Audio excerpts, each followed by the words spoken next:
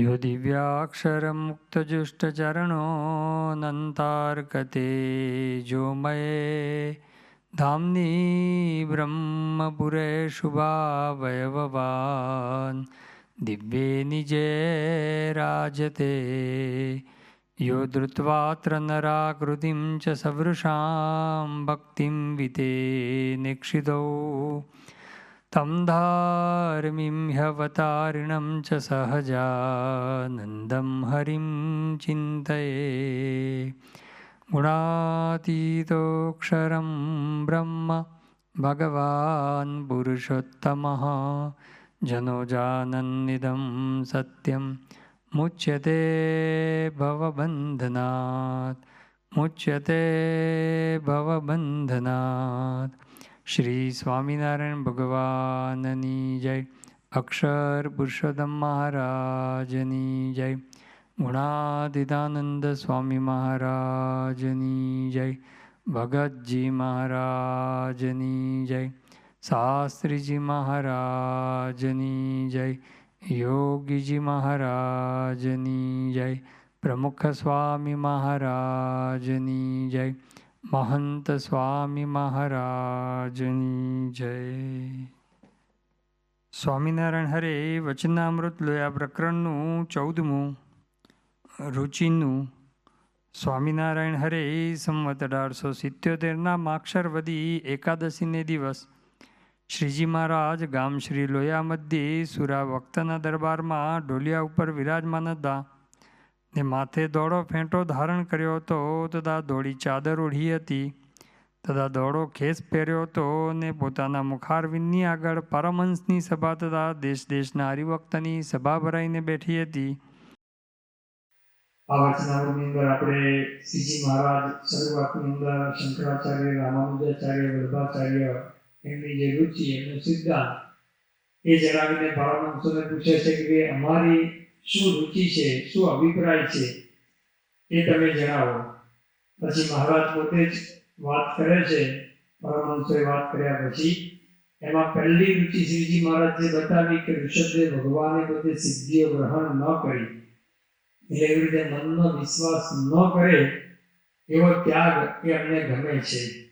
ઋષભદેવ ભગવાને પણ સિદ્ધિઓ ગ્રહણ ન કરી, ગુણાતીતાન સ્વામી પણ જુનાગઢમાં હતા ત્યારે સિદ્ધિઓ આવી તો ગુણાતીતાન સ્વામીએ આમ હાથનું કટકું કરીને કાઢી, એટલે સાથે જે સંતો હતા બાલમુકુંદ સ્વામી, યોગેશ્વર સ્વામી વગેરે, એક સ્વામી શું કર્યું કે સિદ્ધિઓ આવતી હતી અહીંયા એટલે કાઢી દઈ જાઓ ગુજરાત, એટલે ગુજરાત બાજુ મોકલી દીધી। પણ પછી વાત કરતા યોગેશ્વર સ્વામીને કે ભાઈ બધી ટ્રેન ને બધું થઈ ગયું ને એટલે પછી ટ્રેનમાં બેસીને પાછી કે જુનાગઢ આવી ગઈ કે પણ મૂળ તો ગુણાતીતાન સ્વામીની પણ એ રુચિ, એમને પણ તે ત્યાગની રુચિ અને મુખ્ય તમારે મનનો વિશ્વાસ ન કરવો અને મનને તો એ વેરી જ માનવું, એની આપણે વાત ગઈકાલે કરેલી। બીજી મહારાજ વાત કરતા કે ભગતજી મહારાજ અને મુક્તાન સ્વામી આ બે એવા થઈ ગયા। ભગતજી મહારાજ અનાદિના પુરુષ હતા, મુક્તાન સ્વામી એ પણ એવા મુમુક્ષુ, પણ એ રોજ સવારે ઉઠીને મન સાથે ઝઘડે, બાટકે, યોગીજી મહારાજ બાટકે શબ્દ વાપરતા, મન સાથે ઝઘડે। એવી રીતે બીજી વાત પણ યોગીજી મહારાજ કહેતા કે અમારા જુનાગઢની અંદર એક કર્મળ ભગત હતા, એ રોજ સવારે 4 વાગે ઉઠીને મન સાથે એ પણ ઝઘડે કે હે મન, હે લબાડ, હે મૂરખ, અનંત જન્મ તારું ધાર્યું કર્યું છે અને વિષય ભોગવ્યા છે, આ વખતે મારે સ્વામીને રાજી કરવા છે। એટલા માટે મનની સાથે યુદ્ધ કરવાની વાત એ કરેલી જ મુક્તા સ્વામીએ પણ એમના કીર્તનમાં કહ્યું કે મન સુમારવા ભણસા મોગંડે સુર નર અસુર બહુ ભાર બાને ગુરુમુખી શિષ્ય વિન રૂડર માપીરે જગતનો સત્યનવ સુનિકાને કે મનની સામે લડવા માટે મોટા મોટા એ સુર નર અસુર એ બધા ભાર પામી ગયા છે, જે જરૂરથી ખરે એ મનની સામે લડી શકે છે એવી વાત સ્વામીએ પ્રેમના કીર્તન અંદર કરેલી છે। એ આપણે પણ મન સાથે રહેવાનું છે, મનનો પ્રયોગ કરવાનો નથી, મનનો વિશ્વાસ નથી કરવાનો, એટલે નિયમની અંદર રહેવાનું છે। મનનો વિશ્વાસ કરીને નિયમ તોડીએ એનો અર્થ શું થયો કે આપણે શ્રીજી મહારાજ કરતા પણ વધારે શક્તિશાળી છે. શ્રીજી મહારાજ કોઈ ભગવાન છે કહીએ છે એમણે આપેલા નિયમ એમણે આપેલા નિયમને આપણે કંઈ મન તો કંઈ ખબર નથી એવો મનનો વિશ્વાસ કરીને નિયમને તોડીએ તો શ્રીજી મહારાજ કરતા આપણે વધારે બુદ્ધિશાળી આપણી જાતને ગણતા હોઈએ તો જ આવું થાય.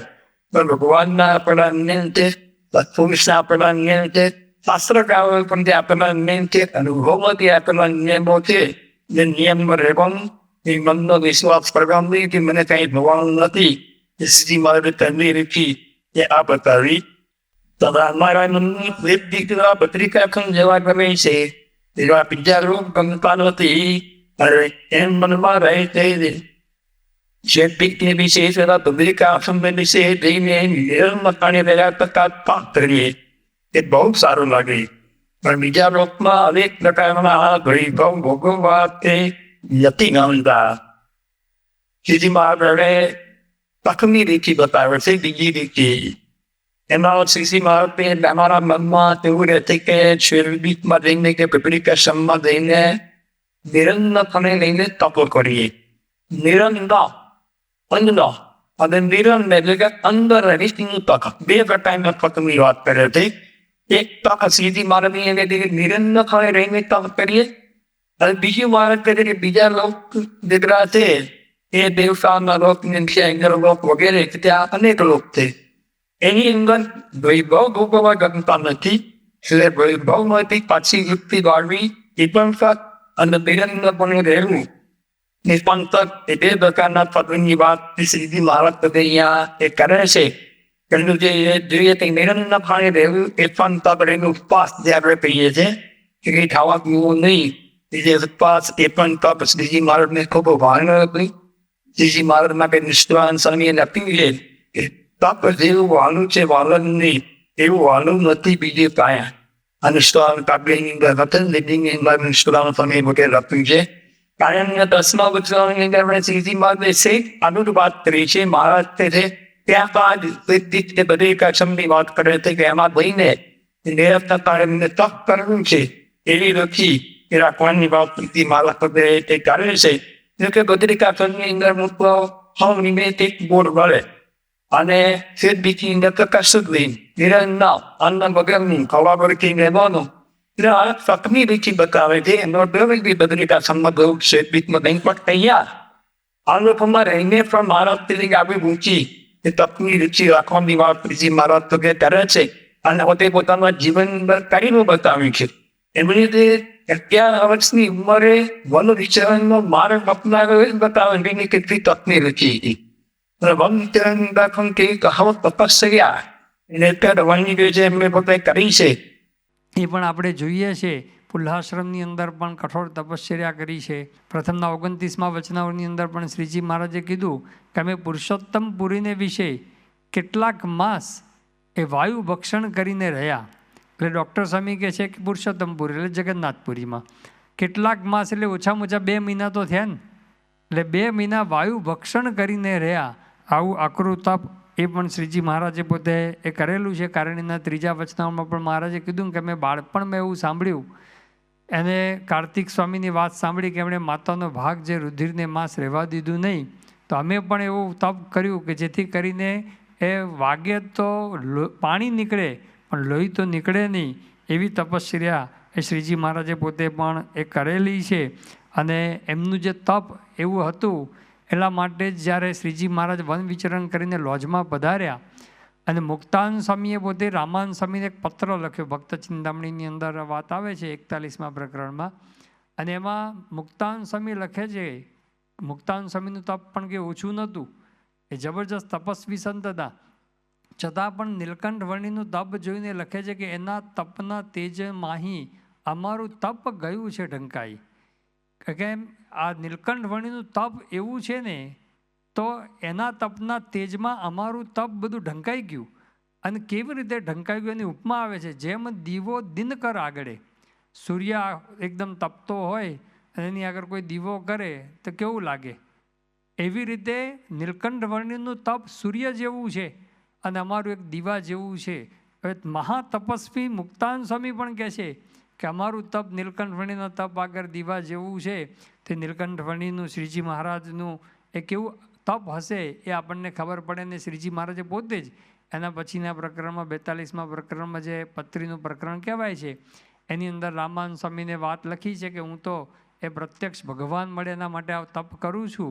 પણ કેવું તપ કરું છું એની વાત પોતે પહેલાં લખે છે કે તપ કરું છું કઠણ તને નથી મોડો હું પાડતો મને 4 માસ ચોમાસાના જે કરું ધારણા પારણા તે વળી વર્ષો વર્ષ કાર્તિક માસ કરું છું સામટા ઉપવાસ વળી એ માસમાં કોઈ સમે કરું કૃચ્છ વ્રત તે સમે ત્યાર પછી માગ માસ માય કરું પારાક કૃચ્છ કહેવાય ચંદ્રાયણ એકાદશી લઈ સર્વે વ્રત કરું છું હું સઈ. મહારાજ પોતે વાત કરે છે કે તપ કરું છું કઠણ તને, આ શરીરે કરીને એકદમ કઠણ તપ કરું છું. નથી મોડો હું પડતો મને, મનથી કોઈ દિવસ મોડો પડતો નથી. તપની અંદર મોટા ભાગે કેવું છે, મનથી માણસ મોડો પડી જાય. ઘણા તો સવારના પહોરની અંદર એકાદશીની જો તો શરૂઆતે ના થઈ હોય અને એને જેમ વેદ લાગી જાય ને ગ્રહણને એમ સવારથી જ વેદ લાગી જાય. એટલે ભાઈ સવારથી શું કેટલાય વખત સવારે નાસ્તો ન કર્યો ને સીધું બપોરે જમવાનું મળ્યું હોય તો એ ચાલી ગયું હોય.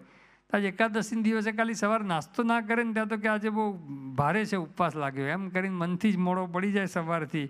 એટલે મોટાભાગે મનથી મોડા પડી જતા. પણ શ્રીજી મહારાજ કે હું કોઈ દિવસ મોડો પડતો નથી. અને કેવું કે 4 મહિના ધારણા પારણા કરું છું ચાતુર્માસની અંદર. એટલે હવે અષાઢ શ્રાવણ ભાદરવો આસો 4 મહિના ધારણા પારણા કરે. એટલે કાર્તિક માસમાં તો આપણને હાશ થાય. હમણાં કાર્તિક સુધી એકાદશી જાય એટલે બધા વ્રત નિયમ ઉપવાસ એકટાણા બધું પૂરું થાય ને. અને આપણા એકટાણા તો કહેવાય તો ભગવાન જાણે. તો ભગવાનને થાય કે બે આના કરતાં ન કરે જ સારું. અને બધાને થાય કે બે આ એકટાણા તો આ ભારે પડે એવા છે. ઘરવાળાએ કહે કે બે આ એકટાણા ભારે પડે છે, એના કરતાં તો તમે ભાખરી શાક ખાઈ લેશો ને એ અમને સહેલું પડશે, ઇઝી પડશે. પણ આવું આ એકટાણામાં પતન તો આપણને હાશ થાય. જ્યારે શ્રીજી મહારાજ તો 4 મહિના ધારણા પારણા પતે પછી કાર્તિક માસ આવે તો મહારાજ કહે છે કે વળી વર્ષો વર્ષ કાર્તિક માસક કરું સામટા ઉપવાસ. કાર્તિક મહિનામાં તો જમતો જ નથી, 1 મહિનો સળંગ ઉપવાસ જ કરું છું. ક્યારેક કાર્તિક મહિનાની અંદર કૃચ્છ વ્રત કરું છું. એટલે જલ કૃચ્છ વ્રત, પર્ણ કૃચ્છ વ્રત, એ બધા જો કૃચ્છ વ્રત આવે છે એ વ્રત કરું. પછી માઘ માસ આવે તેની અંદર શ્રીજી મહારાજ કે પારાક વ્રત કરું છું. તો આવી કઠણ તપશ્ચર્યા એ શ્રીજી મહારાજે પોતે પણ એ કરેલી છે. અને મહારાજને એવી તપની રુચિ હતી તો અંત્યના 13મા વચનામૃતમાં પણ શ્રીજી મહારાજ મુક્તાન સ્વામીને વાત કરે છે. એ વખતે વાત કરે છે કે અમને વનની રુચિ હજુ આજે પણ એવી છે કે મુક્તાન સ્વામી જોડે અમે પહેલાં નક્કી કરેલું કે રામાનંદ સ્વામીને દર્શન કરાવો તો આપણે બંને જણા જંગલમાં જઈશું અને ત્યાં જઈને તપ કરીશું, ભજન કરીશું, વસ્તીમાં કોઈ દિવસ આવીશું નહીં. તો મહારાજ કે અત્યારે પણ એવી ને એવી રુચિ છે. આટલા વર્ષો થઈ ગયા તો પણ શ્રીજી મહારાજને એવી ને એવી તપની રુચિ હતી. ગુણાતીદાન સ્વામી પણ પોતે કેળે દોરો બાંધી રાખતા. સહેજ પેટ વધે એટલે તરત જ એ ઉપવાસ કરી નાખતા. તો આવી તપશ્ચર્યા એ ગુણાતીદાન સ્વામીના જીવનની અંદર પણ જોવા મળે. ભગતજી મહારાજના જીવનની અંદર પણ કેવું આકરું તપ. પોતે આટલી બધી સેવા કરતા તો પણ એ સેવા પછી ગુણાતીદાન સ્વામીએ કીધું કે તપ કર્યા વિના ઇન્દ્રિયોનું બળ ઓછું થાય એની માટે તપ કરો. એટલે 2 દિવસ ઉપવાસને 3જે દિવસે એ એક જ ટાઈમ જમવાનું આવી રીતે એ ભગતજી મહારાજ પાસે કરાવ્યું. એટલે ભગતજી વ્રત ત્યારથી પડી ગયું. કારણ કે શાસ્ત્રમાં આવું કોઈ વ્રત લખેલું નથી કે 2 દિવસ ઉપવાસને 3જે દિવસે એક જ ટાઈમ જમવાનું. એટલે આપણે સંપ્રદાયની અંદર ભગતજી વ્રત એ કહેવામાં આવે છે. ઘણા બધા આજની તારીખે પણ બધા યુવકો સંતો ઘણા બધા આ ભગતજી વ્રત એ કરતા હોય છે. પણ એ મૂળ તો ભગતજી મહારાજે પણ આવું આકરું તપ કર્યું. શાસ્ત્રીજી મહારાજે પણ ખૂબ તપ કર્યું છે. યોગીજી મહારાજની તો કોઈ વાત જ થાય એવી નથી. એવું તપ યોગીજી મહારાજે પોતે એમણે કરેલું છે. ત્યાં જુનાગઢની અંદર આવ્યા ત્યારથી જ એવી તપશ્ચર્યા. સારી રસોઈ હોય તો યોગીજી મહારાજ કે અમે ઉપવાસ કરતા. પહેલો જ અન્નકૂટ લોધિકાની અંદર હતા, પાર્ષદની અંદર અને આવ્યા અને અન્નકૂટના દિવસે યોગીજી મહારાજે ઉપવાસ કર્યો. અને પાછું ઉપવાસ કરીને કોઈને જણાવવાનું નહીં, હુંહાટો નહીં. આપણે તો બધું ઉપવાસ કરીને કેટલાને જણાવીએ, આ તો કંઈ જ કોઈને ખબર ના પડે. પૂછ્યું તો પાછું બહાનું શું બતાવ્યું કે પેટમાં દુખે છે ને એટલે નથી ખાવું. એટલે કોઈ હુંહાટા વગર અને કોઈને જણાવ્યા વગર એ તપ કરી લેતા. અન્નકૂટના દિવસે પણ આવી રીતે એ તપશ્ચર્યા યોગીજી મહારાજ પોતે કરતા અને સારી રસોઈમાં તો હંમેશા ઉપવાસ જ કરતા. એકવાર શાસ્ત્રીજી મહારાજ ગોંડલની અંદર હતા અને યોગીજી મહારાજે બધા હરિભક્તોને દૂધપાક પૂરીની રસોઈ હતી એ પોતે જાતે બનાવ્યા, દૂધપાક પૂરી શાક બધું જ, અને બધા હરિભક્તોને જમાડ્યા, પીરસ્યું. પછી હરિભક્તો જમીને શાસ્ત્રીજી મહારાજ પાસે આવ્યા બપોરની કથામાં અને બધા હરિભક્તો બહુ વખાણ કરતા હતા. યોગીજી મહારાજે ખૂબ સરસ રસોઈ કરી, બધાને પ્રેમથી પીરસ્યું ને બધાને ખૂબ જમાડ્યા. પછી શાસ્ત્રીજી મહારાજે કીધું કે તમે બધા વાતો કરો છો, પણ યોગીજી મહારાજને પૂછ્યું કે નહીં તમે જમ્યા કે નહીં? અને જ્યારે યોગીજી મહારાજને પૂછવા જાય છે, યોગીજી મહારાજ વાસણ ઉટકતા હતા. એ વાસણ ઉટકતા હતા ત્યારે હરિભક્તો જઈને પૂછ્યું કે સ્વામી આપ જમ્યા કે નહીં? તો યોગીજી મહારાજે એ વખતે હાથ જોડીને કીધું કે આજે મારે ઉપવાસ છે. ત્યારે હરિભક્તોને આશ્ચર્ય તો એ થયું કે આજે બારસનો દિવસ હતો, ગઈકાલે એકાદશી હતો, ઉપવાસ હતો, પણ આજે બારસે સારી રસોઈ આવીને યોગીજી મહારાજે ઉપવાસ કરી નાખ્યો. તો બે પ્રકારનું તપ જે શ્રીજી મહારાજે કીધું ને, વિવિધ ભોગમાંથી જે સંકોચ એ પણ જે કીધું એ મહારાજે એ પણ તપ યોગીજી મહારાજના જીવનમાં જોવા પડે. આખી ગુરુ પરંપરામાં બધાના જીવનની અંદર એ આપણને જોવા મળે. કેટલી વખત યોગીજી મહારાજ આવી રીતે બબે ઉપવાસ એમણે પોતે કરી નાખ્યા છે, કોઈને ખબર પણ પડવા દીધી નથી. અને પછી યુવકો પાસે પણ એવું તપ કરાવ્યું છે. YYUC એ કોલેજ યોગીજી મહારાજે સ્થાપેલી, યોગી યુવક ઉપવાસ કોલેજ યોગીજી મહારાજે સ્થાપેલી. અને જે શ્રીજી મહારાજે અહીંયા તપની રુચિ બતાવી, એ તપની શરૂઆત યોગીજી મહારાજે પોતે હરિભક્તો યુવકોમાં પણ આ તપની શરૂઆત યોગીજી મહારાજે પોતે કરાવી. બાકી તો પહેલાં તો હરિભક્તોને તેમ જ હતું કે આપણે તો એકાદશી એટલે ફરાળ જ કરવાનું હોય, બીજા ઉપવાસ તો એ કંઈ કરવાના જ ના હોય, એવું જ હતું. પણ યોગીજી મહારાજ પોતે એ સ્નાન કરાવવા આવે ને ઉપવાસ આપે, સ્નાન કરાવવા આવે ને ઉપવાસ આપે. અને એમને એમ પણ એ ઉપવાસ એ આપતા જ યોગીજી મહારાજ આવી રીતે તપની શરૂઆત કરાવી. પ્રમુખ સાંઈ મહારાજે પણ ખૂબ આકરું તપ શરૂઆતના વર્ષોની અંદર સખત વિચરણ, એની અંદર પણ પ્રમુખ સાંઈ મહારાજ નિર્જળા ઉપવાસ પોતે કરતા.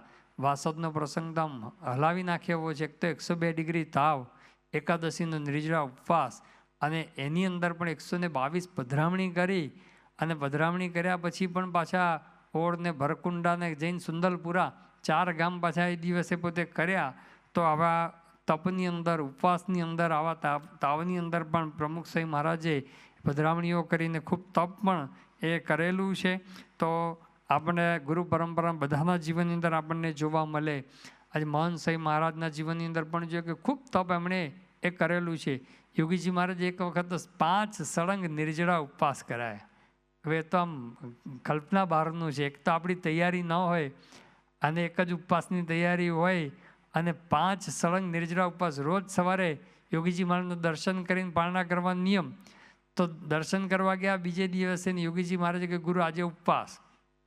ત્રીજે દિવસે ફરી દર્શન કરવા ગયા અને કે ગુરુ આજે ઉપવાસ. હવે એમ કરીને એ ઉપવાસ આપતા જતો. ત્રીજે દિવસે આવું થાય ને તો ચોથે દિવસે તો આપણે હોય ને તો પારણા કરીને જ જઈએ. અને પારણા કરીને જે બાપા યોગી બાપાને કે બાપા 3 સળંગ ઉપવાસ તમારી આજ્ઞાથી થઈ ગયા, આશીર્વાદ આપો, પારણા કરીને આવ્યો છું. તે રાજીપો ન મળે. પણ મહંત સાંઈ મહારાજ કે 6થે દિવસે પણ નક્કી જ હતું ઉપવાસ કરવાનું મનમાં. પણ પછી યોગીજી મહારાજે પોતે જ શરબત તૈયાર રાખેલું અને એમણે પોતે એ પારણા કરાવ્યા. પણ આવી રીતે 5-5 સળંગ ઉપવાસ. પછી મહંત સાંઈ મહારાજે એકવાર વાત કરેલી કે 32 વખત 2 સળંગ ઉપવાસ યોગીજી મહારાજે કરાવ્યા છે. 32 વખત સળંગ 2 ઉપવાસ એ કરાવ્યા છે. હવે તો જે કરે ને એને ખબર પડે. એ સખત વિચરણ હોય, ભીડો હોય, ઉનાળો હોય, અને એ વખતે પણ એક ઉપવાસ કર્યો હોય ને પછી તરત જ બીજે દિવસે પણ કહે કે ભાઈ આજે પણ ઉપવાસ કરો. એ કેટલું કઠણ પડે. પણ યોગીજી મહારાજના પોતાના જીવનમાં હતું. મહંત સાંઈ મહારાજને પણ એવી રીતે ખૂબ કરાવ્યું છે અને આવી રીતે એમણે પણ તપ કર્યું છે. મહંત સાંઈ મહારાજની આવી તપની રુચિ જોઈ આજે કેટલાય બધા સંતો, હરિભક્તો, યુવકો બધા તપ કરે છે. રોબિન્સવિલ અક્ષરધામ થયું, એના છેલ્લા દિવસે જાહેરાત કરવામાં આવેલી, 7મી તારીખે જાહેરાત કરેલી કે અનિલભાઈ કરીને છે. એ અનિલભાઈ કરીને ત્યાં એડિશનના હરિભક્ત એ પોતે લગભગ છેલ્લા કે 25 કે એવું બોલું 25 કે 27 એ 27 વર્ષથી પાકા ધારણા પારણા કરતા હતા. જ્યાં સુધી અક્ષરધામ ન થાય ત્યાં સુધી એમને પાકા ધારણા પારણાનો નિયમ લીધેલો. તો ઘણા વર્ષોથી આ પાકા ધારણા પારણા કરતા હતા. અક્ષરધામનું ઉદ્ઘાટન 8મી તારીખે થયું.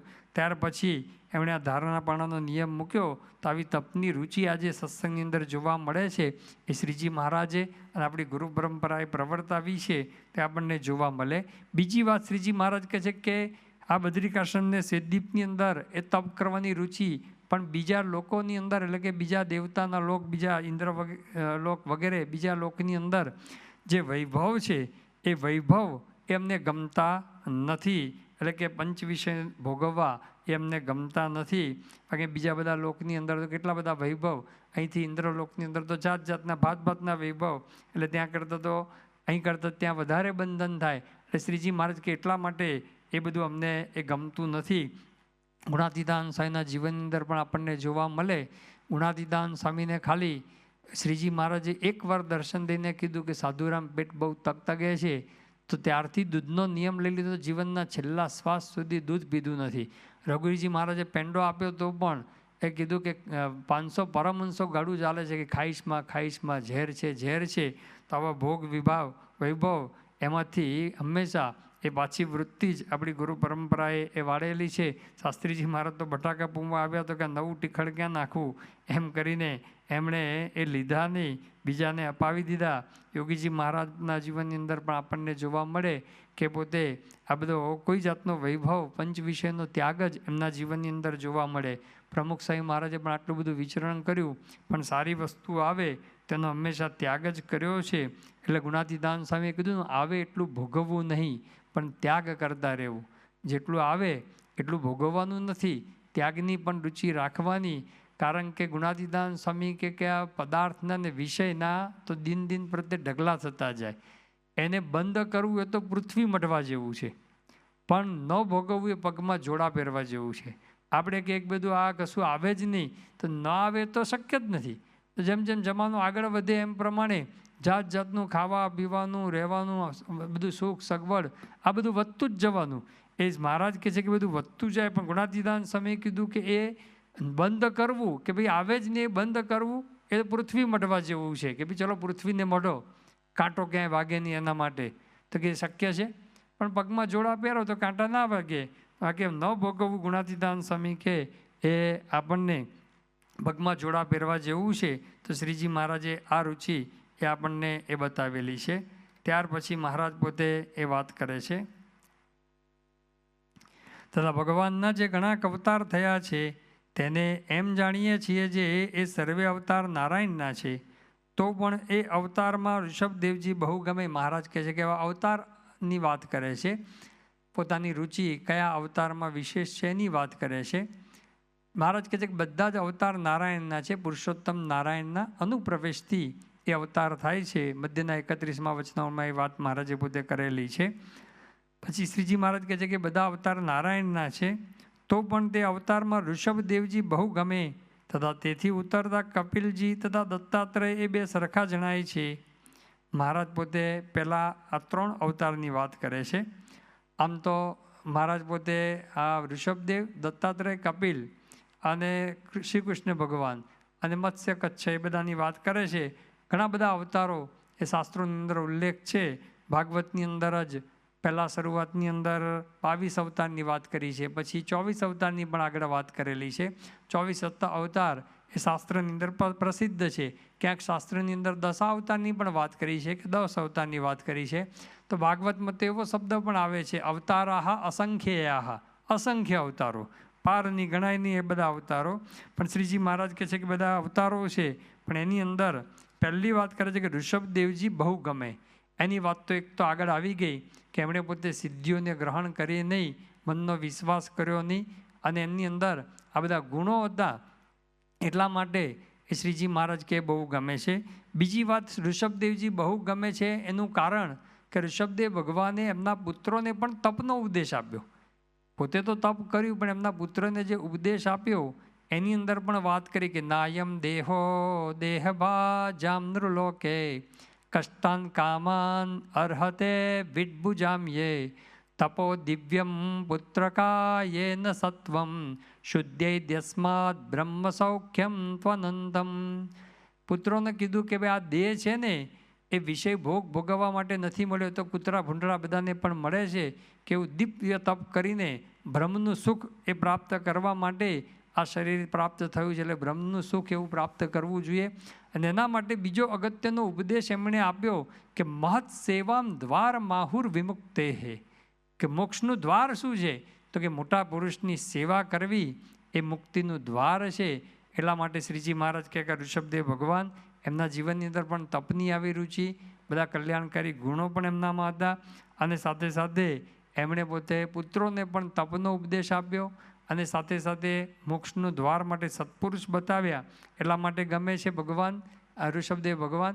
અને બીજી ઋષભદેવ ભગવાનની વાત મહારાજે પોતે કરેલી છે કે એમણે પોતે અનુવૃત્તિ હંસે ગુરુ ભક્ત્યાનુવૃત્ત્યા, યોગીજી મહારાજ ખાસ બોલતા ભક્ત્યાનુવૃત્ત્યા, એટલે કે ગુરુની અનુવૃત્તિ એ જ ભક્તિ છે. જે વાત કરતા યોગીજી મહારાજ વારંવાર એ ઋષભદેવ ભગવાનનું વાક્ય છે. એટલે ગુરુની અનુવૃત્તિ પ્રમાણે જીવન જીવવું એ પણ વાત જે ઋષભદેવ ભગવાને કરી, એટલે મહારાજને ઋષભદેવજી બહુ ગમે. એટલે શ્રીજી મહારાજ પહેલી વાત કરે ઋષભદેવજી બહુ ગમે, તથા તેથી ઉતરતા કપિલજી તથા દત્તાત્રેય બે સરખા જણાય છે. કપિલદેવ ભગવાનનો અવતાર અને દત્તાત્રેય ભગવાનનો અવતાર એ પણ મહારાજ કહે એ સરખો જણાય છે, એ પણ અમને એ ગમે છે. એ વાત કરી કપિલદેવ ભગવાને પોતે સાંખ્ય જ્ઞાન આપ્યું, જે વાત શ્રીજી મહારાજ વારંવાર યોગને સાંખ્ય રે પંચરાત્ર વેદાંત એ શાસ્ત્રોનો રે રહસ્ય કહે કરી ખાન. તો શ્રીજી મહારાજે સાંખ્ય જ્ઞાનની જે કંઈ વાતો કરી છે, કપિલદેવ ભગવાને જે ત્રીજા સ્કંદની અંદર જે વાતો કરી છે એમાંથી એ મહારાજે પોતે ઘણી બધી વાતો કરી છે. ગુણાતીતાન સ્વામી પણ કીધું સાંખ્ય વિના અડધો સત્સંગ કહેવાય, એટલા માટે સાંખ્યનો ઉપદેશ આપ્યો એટલા માટે ગમે છે. અને બીજી વાત શ્રીજી મહારાજે કીધું કે એમણે પોતે મોક્ષનો શ્લોક બતાવ્યો. જે માતા દેવહૂતિએ કીધું કે ભાઈ મારો મોક્ષ થાય એવી વાત કરો, તો કે પ્રસંગ મજરમ પાશમ આત્મનઃ કવયો વિદુઃ સ એવ સાધુ સુકૃતો મોક્ષ દ્વારમ અપાવૃદમ. એ ત્રીજા સ્કંદના 25મા અધ્યાયનો 20મો શ્લોક શ્રીજી મહારાજે પ્રથમના 54મા વચનાવળમાં પણ ઉલ્લેખ કર્યો છે કે એકાંતિક સાધુના પ્રસંગ થકી મોક્ષનું દ્વાર ઉગાડું થાય છે. એ વાત એમણે કરી, એટલા માટે પણ શ્રીજી મહારાજને એ ગમે છે, એટલે એ વાત કરી. અને પછી કહ્યું દત્તાત્રેય ભગવાન, એ દત્તાત્રેય ભગવાનનો અવતાર પણ 12મા સ્કંદની અંદર એનો ઉલ્લેખ આવે છે. તો શ્રીજી મહારાજને એટલા માટે ગમે છે, લોયાના 5મા વચનાવળમાં મહારાજે પોતે જ એનો ઉલ્લેખ કરેલો છે કે મહારાજ કહે છે કે દત્તાત્રેય 24 ગુરુ કર્યા અને દરેકમાંથી ગુણ ગ્રહણ કર્યો, એટલે સાવ ધૂળનો પણ ગુણ લીધો. એટલે બધાનો જ્યાં નજર નાખી એમણે ત્યાં બધામાંથી ગુણ જ લીધો. એટલા માટે દરેકનો ગુણગ્રાહક જે દ્રષ્ટિ એમની હતી, એટલા માટે શ્રીજી મહારાજને ગમે છે. મહારાજે વચનાવળમાં વારંવાર એ ગુણગ્રાહક દ્રષ્ટિની વાત કરેલી છે. પ્રથમનું 6, પ્રથમનું 16, પ્રથમનું 28 વગેરે ઘણા વચનાવળની અંદર કે અવગુણનો ત્યાગ કરીને ગુણ જ લેવા, એ વાત મહારાજે પોતે કરેલી છે. તો આ દત્તાત્રેયના જીવનની અંદર હતી એટલા માટે એમને ગમે છે. શ્રીજી મહારાજે વાત કરી પુરુષોત્તમ બોલ્યા પ્રીતેમાં, ભલે અમારી સેવા ન કરતો હોય પણ મહારાજ કહે છે કે સંત હરિભક્તના ગુણ કહેતો હોય તો તેણે અમારી અતિશય સેવા કરી છે એમ અમે માનીએ છીએ. તો મહારાજે પોતે આ ગુણગ્રાહક દ્રષ્ટિનું ખૂબ પ્રવર્તન કરેલું છે, અવગુણ ઉપર ચોકડી મારી છે. આપણી ગુરુ પરંપરાએ પણ ખૂબ ભાર એની ઉપર મૂક્યો છે. એ આ દત્તાત્રેય ભગવાનનો અવતાર એમના જીવનની અંદર જોવા મળે એટલા માટે મહારાજને એ ગમે છે. તો આ 3 અવતારની વાત કરીને હવે આગળ વાત કરે છે. અને 3 અવતાર કરતાં કોટી ગણું શ્રી કૃષ્ણને વિશે અમારે હેત છે કે આ 3 કરતાં કોટી ગણું, કરોડ ગણો એ અવતાર કયો ગમે છે? શ્રી કૃષ્ણ ભગવાનનો. પણ એમાં શબ્દ શું વાપર્યો? કોટી ગણું હેત છે. હવે કોઈ પણને વિશે તમે હેત છે એવું બોલો, એનો અર્થ શું થયો કે બે જુદા થઈ ગયા. તમે કહો કે ભાઈ મને ફલાણી વ્યક્તિની અંદર હેત છે, એનો અર્થ એ થયો કે ભાઈ તમે ને બે વ્યક્તિ જુદા થયા. આજની ભાષામાં કહ્યું તો ઘણા બધા આધુનિક બધા જે બધા કિશોરો યુવાનો છે, કોક કે મને પેલા ક્રિકેટરની અંદર વધારે હેત છે, સચિન તેંડુલકરમાં વધારે હેત છે. એનો અર્થ શું થયો કે સચિન તેંડુલકર બે જુદા થયા. કોક કે ભાઈ મને ફલાણા એક્ટરમાં હેત છે, તો એ બે જુદા થયા. અને આજની આપણને સત્પુરુષની અંદર હેત છે, એનો અર્થ શું થયો કે આપણે સત્પુરુષ બે જુદા છે, એટલું તો સાબિત થયું. એમ શ્રી કૃષ્ણને ભગવાનને વિશે કોટી ગણું હેત છે. એટલે શ્રીજી મહારાજ અને શ્રી કૃષ્ણ ભગવાન એ બે જુદા છે એટલું તો મહારાજ પોતે સ્પષ્ટ કહે છે.